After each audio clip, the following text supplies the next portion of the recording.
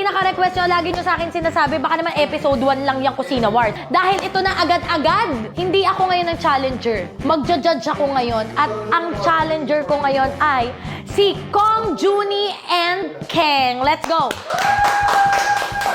Guys, may mga request sila na ingredients ha. Nag-send sila sa akin ng ingredients nila isa-isa. Tingnan mo naman kasalbahiyan na bias agad. Tingnan mo yung gabi ko. Tingnan mo yung gabi ko. Sa gabi ni Kong. Ako!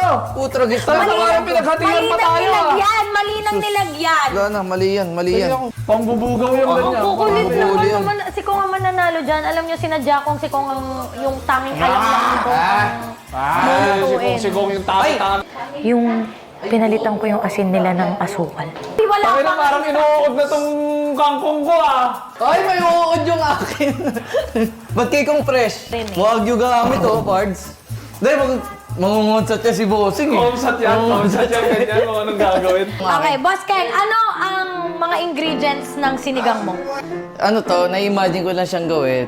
Gusto ko siyang gawin. Yun yung lulutuin. Pero first time mo ba nagluto ng sinigang? Hindi naman, hindi naman.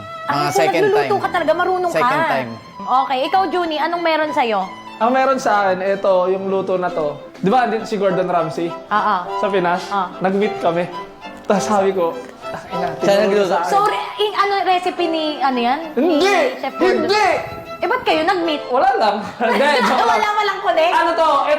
Ito yung paborito kong sinigang na kinakainan ko dati sa karinderya na kinakainan ko. Paano mo nalaman ngayon yung Ay. recipe nun? Karinderya style?